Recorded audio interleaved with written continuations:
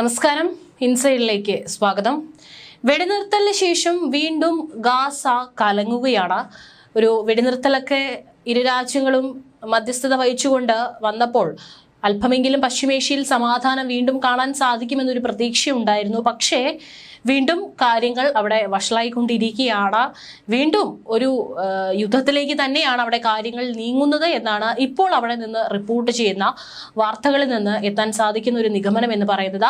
കഴിഞ്ഞ 2 ദിവസങ്ങളിലായി ഇസ്രായേൽ ഗാസയിൽ നടത്തിയ ആക്രമണങ്ങൾക്ക് തിരിച്ചടിയായി തങ്ങളുടെ കൈവശമുള്ള മുഴുവൻ ബന്ദികളെയും കൊല്ലുമെന്ന് ഭീഷണി മുഴക്കിയിരിക്കുകയാണ് ഹമാസ് ഭീകരർ. അന്ന് ബന്ദികളെ തട്ടിക്കൊണ്ടുപോയി അവരെ തടവിലാക്കിയ ശേഷം തന്നെ പലപ്പോഴും ഈ ഒരു കാര്യത്തിൽ നമ്മൾ ഭയപ്പെട്ടിരുന്നു. കാരണം ബന്ദികളുടെ ജീവൻ ഹമാസ് അവരെ ഇല്ലാതാക്കുമോ എന്നുള്ളൊരു ഭയം ഉണ്ടായിരുന്നു. പക്ഷേ അത്തരത്തിലൊരു വലിയ കടുങ്കൈക്ക് ഹമാസ് അന്ന് മുതിർന്നില്ല എന്നുള്ളതാണ്. പക്ഷേ ഇപ്പോൾ നേരിട്ട് തന്നെ അത്തരത്തിലൊരു വെല്ലുവിളി നടത്തിയിരിക്കുകയാണ്. ജനുവരി 19 ആരംഭിച്ച 42 ദിവസത്തെ വെടിനിർത്തൽ അവസാനിച്ചതിന് പിന്നാലെ തിങ്കളാഴ്ച രാത്രിയും ചൊവ്വാഴ്ചയുമായി ഗാസയിൽ ഇസ്രായേൽ നടത്തിയ വ്യോമാക്രമണത്തിൽ ഏകദേശം 413 പേർ മരിച്ചതായി റിപ്പോർട്ട് ചെയ്യപ്പെടുകയാണ്.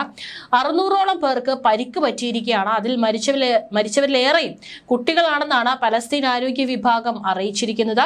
ഗാസയുടെ വടക്കും തെക്കുമുള്ള വീടുകളും കൂടാരങ്ങളും ഉൾപ്പെടെയുള്ളവയെ ലക്ഷ്യമിട്ടായിരുന്നു ഇസ്രായേലിന്റെ ഒരു എയർ സ്ട്രൈക്ക് അവിടെ നടന്നത്. അതിർത്തിയിൽ തമ്പടിച്ച ടാങ്കുകളിൽ നിന്ന് ഷെല്ലാക്രമണവും ഉണ്ടായിട്ടുണ്ട്. കഴിഞ്ഞ ദിവസങ്ങളിലെ ആക്രമണങ്ങൾ തുടക്കം മാത്രമാണെന്നും എല്ലാ വെടിനിർത്തൽ ചർച്ചകളും ഇതിനിടയിൽ നടക്കുമെന്നും ഇസ്രായേൽ പ്രധാനമന്ത്രി ബെഞ്ചമിൻ നെതന്യാഹു വ്യക്തമാക്കി. ഹമാസിനെ നശിപ്പിക്കുക, തീവ്രവാദികൾ തടവിലാക്കിയ എല്ലാ ബന്ദികളെ മോചിപ്പിക്കുക എന്നീ ലക്ഷ്യങ്ങൾ പൂർത്തീകരിക്കുന്നത് വരെ ഇസ്രായേൽ ആക്രമണവുമായി മുന്നോട്ട് പോകുമെന്നും ഇസ്രായേൽ ദേശീയ ടെലിവിഷനിൽ സംപ്രേഷണം ചെയ്ത പ്രസ്താവനയിൽ നെതന്യാഹു പറഞ്ഞിരിക്കുകയാണ്. ബന്ദികളെ മോചിപ്പിക്കുന്നതിന് സൈനിക സമ്മർദ്ദം അനിവാര്യമാണെന്ന് മുൻകാല സംഭവങ്ങൾ തെളിയിച്ചതായും അദ്ദേഹം കൂട്ടിച്ചേർത്തിരിക്കുകയാണ്. അതിർത്തിയിൽ തമ്പടിച്ച ടാങ്കുകളിൽ നിന്ന് ഷെല്ലാക്രമണവും ഉണ്ടായിട്ടുണ്ട്. കഴിഞ്ഞ ദിവസങ്ങളിലെ ആക്രമണങ്ങൾ തുടക്കം മാത്രമാണെന്നും എല്ലാ വെടിനിർത്തൽ ചർച്ചകളും ഇതിനിടയിൽ നടക്കുമെന്നും ഇസ്രായേൽ പ്രധാനമന്ത്രി ബെഞ്ചമിൻ നെതന്യാഹു വ്യക്തമാക്കിയിട്ടുണ്ട്.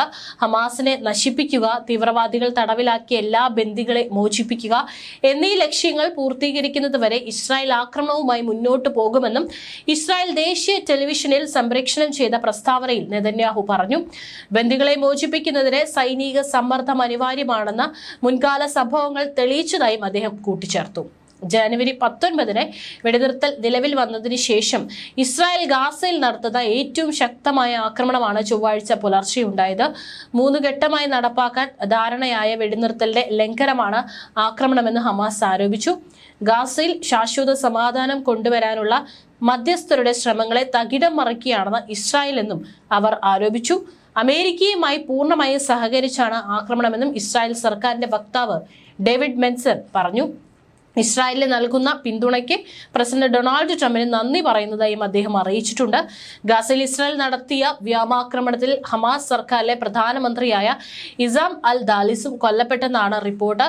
ഇസ്രായേൽ ബോംബാക്രമണത്തിൽ പരിക്കേറ്റവരെ ചികിത്സിക്കാൻ മതിയായ യാതൊരു സംവിധാനവും ഇല്ലെന്നാണ് ഡോക്ടർമാർ പറയുന്നത്. പരിക്കേറ്റവരിൽ ഭൂരിഭാഗവും കുട്ടികളാണെന്ന് പറഞ്ഞ ഡോക്ടർമാർ അവരിൽ പലരുടെയും നില അതീവ ഗുരുതരമാണെന്നും വെളിപ്പെടുത്തി. അതേസമയം ഇസ്രായേലിന്റെ കരസേനയും ഗാസയിലെ സൈനിക നടപടികൾക്കായി എത്തുമെന്നാണ് സൂചന. സൈന്യത്തിന്റെ എല്ലാ വിഭാഗങ്ങളോടും പൂർണ്ണ സജ്ജരായിരിക്കാൻ പ്രധാനമന്ത്രി ബെഞ്ചമിൻ നെതന്യാഹു ആവശ്യപ്പെട്ടു. 2023 ഒക്ടോബർ 7 ഹമാസ് തട്ടിക്കൊണ്ടുപോയി ബന്ദികളാക്കിയവരിൽ ഇനി 59 പേർ മാത്രമാണ് ജീവിച്ചിരിപ്പുള്ളതെന്നാണ് പറയപ്പെടുന്നത്. അതേസമയം ഇസ്രായേൽ വെടിനിർത്തൽ കരാർ ലംഘിക്കുകയാണെന്നും ഇക്കാര്യത്തിൽ മധ്യസ്ഥ വഹിച്ച രാജ്യങ്ങൾ ഇടപെടണമെന്നും ആവശ്യപ്പെട്ടു. ഇസ്രായേലിലെ കൂട്ടക്കുരുതിക്ക് പച്ചക്കൊടി കാട്ടിയത് അമേരിക്കയാണെന്നും ഇത്രയും പേർ കൊല്ലപ്പെട്ടതിന് അമേരിക്കയും ഉത്തരവാദിയാണെന്നും ഹമാസ് കുറ്റപ്പെടുത്തിയിട്ടുണ്ട്. ഇനിയും ഇത്തരത്തിലുള്ള ആക്രമണം തുടർന്നാൽ ഒറ്റ ബന്ദികളെയും ജീവനോടെ വെച്ചേക്കില്ലെന്നും അവർ മുന്നറിയിപ്പ് നൽകി. ബന്ദികളെ വിട്ടയച്ചില്ലെങ്കിൽ ഹമാസ് ഇതുവരെ സങ്കല്പിക്കാത്ത തരത്തിലുള്ള തിരിച്ചടി നേരിടേണ്ടി വരുമെന്നും നെതന്യാഹു താക്കീത് നൽകിയിരുന്നു. മുഴുവൻ ബന്ദികളെയും വിട്ടയച്ചില്ലെങ്കിൽ ഹമാസിനെ നരകം കാണിക്കുമെന്നാണ് അമേരിക്കൻ പ്രസിഡന്റ് ഡൊണാൾഡ് ട്രംപ് മുന്നറിയിപ്പ് നൽകിയിരുന്നത്. ഗാസയിലേക്ക് ആക്രമണം ആരംഭിക്കുന്നതിന് മുൻപ് ഇസ്രായേൽ അമേരിക്കയെ ഇക്കാര്യം ധരിപ്പിച്ചിരുന്നു. മധ്യസ്ഥന്മാരും പശ്ചിമേഷ്യയുടെ ചുമതലയുള്ള വൈറ്റ് ഹൌസ് പ്രതിനിധി സ്റ്റീവ് വിറ്റ്കോഫും മുന്നോട്ട് വെച്ച നിർദ്ദേശങ്ങൾ ഹമാസ് തള്ളിക്കളഞ്ഞതായിട്ടാണ് ഇസ്രായേൽ ആരോപിക്കുന്നത്. ബന്ദികൾ മടങ്ങിയെത്തുന്നതുവരെ ഗാസയിൽ ആക്രമണം തുടരുമെന്ന് ഇസ്രായേൽ പ്രതിരോധ മന്ത്രി ഇസ്രായേൽ കാറ്റ്സും വ്യക്തമാക്കി. ഇസ്രായേൽ നടത്തിയ ആക്രമണത്തിൽ ഗാസയിലെ പ്രമുഖരായ പല ഹമാസ് നേതാക്കളും കൊല്ലപ്പെട്ടതായിട്ടാണ് റിപ്പോർട്ട്. അതേസമയം ഇസ്രായേൽ ആക്രമണം അവസാനിപ്പിക്കണമെന്ന ആവശ്യവുമായി ബന്ദികളുടെ കുടുംബാംഗങ്ങൾ രംഗത്തെത്തി. നെതന്യാഹുവിന്റെ വസതിയിലേക്ക് മാർച്ച് നടത്തുമെന്ന് അവർ പ്രഖ്യാപിച്ചു. 2023 ഒക്ടോബർ 7 ശേഷം ഗാസയിൽ ഇസ്രായേൽ നടത്തിയ ആക്രമണത്തിൽ 48,000-ഓളം പേർ കൊല്ലപ്പെട്ടു എന്നാണ് കണക്കാക്കപ്പെടുന്നത്.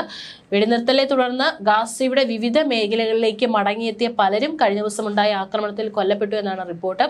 അതേസമയം 2023 ഒക്ടോബർ 7 ഇസ്രായേലിൽ ഹമാസ് നടത്തിയ ആക്രമണം അന്വേഷിക്കാൻ പുതിയ ടാസ്ക് ഫോഴ്സ് പ്രഖ്യാപിച്ച് US നീതിന്യായ വകുപ്പും രംഗത്തെത്തി. JTF 10-7 എന്ന പേരിൽ രൂപം നൽകിയ സമിതി ഇസ്രായേൽ ആക്രമണത്തിൽ നേരിട്ടും അല്ലാതെയും പങ്കാളികളായ ഹമാസ് പോരാളികളെ നിയമത്തിനു മുന്നിൽ കൊണ്ടുവരാൻ ലക്ഷ്യമിട്ടിട്ടുള്ളതാണ്. ബൈഡൻ അധികാരത്തിലിരിക്കെ നീതിന്യായ വിഭാഗം ഹമാസ് നേതാവ് യഹ്യ സിൻവാറിന് മറ്റു മുതിർന്ന നേതാക്കൾക്കുമെതിരെ കുറ്റം ചുമത്തിയിരുന്നു. എല്ലാ ബന്ദികളെയും വിട്ടയക്കണമെന്ന് ഹമാസിന് കഴിഞ്ഞ ദിവസം ഡൊണാൾഡ് ട്രംപ് മുന്നറിയിപ്പ് നൽകിയിരുന്നു. ഇതിന്റെ തുടർച്ചയായാണ് പുതിയ നീക്കം. ക്യാമ്പസുകളിലെ പലസ്തീൻ അനുകൂല പ്രകടനങ്ങളിൽ പങ്കെടുത്ത വിദേശ വിദ്യാർത്ഥികൾക്കെതിരെ ദിവസങ്ങൾക്ക് മുമ്പ് നടപടിയുമായി സർക്കാർ രംഗത്തെത്തിയിരുന്നു. കൊളംബിയ വിദ്യാർത്ഥി മഹ്മൂദ് ഖലീലിനെ അറസ്റ്റ് ചെയ്തതടക്കം നടപടികൾ രാജ്യത്തെ വിദേശ വിദ്യാർത്ഥികളിൽ ആശങ്ക പടർത്തിയിരുന്നു. 15 മാസത്തിലേറെയായി നടന്ന യുദ്ധത്തിന്റെ ആശുപത്രി സംവിധാനങ്ങൾ ഭൂരിഭാഗം തകർന്നതിനാൽ പരിക്കേറ്റവരെ ചികിത്സിക്കാൻ പ്രയാസം നേരിടുന്നുണ്ടെന്ന് ജീവകാരുണ്യ സംഘടനയായ റെഡ് ക്രോസും പറഞ്ഞു. ഹമാസിന്റെ പക്കൽ ജീവനോടെ ശേഷിക്കുന്ന ഇസ്രായേലി ബന്ദികളെ അപകടത്തിലാക്കുന്ന നടപടിയാണ് പ്രധാനമന്ത്രി ബെഞ്ചമിൻ നെതന്യാഹുവിന്റേതെന്നാണ് അവരുടെ കുടുംബങ്ങൾ കുറ്റപ്പെടുത്തുന്നത്. ആക്രമണം നിർത്താനും അഭ്യർത്ഥിച്ചു.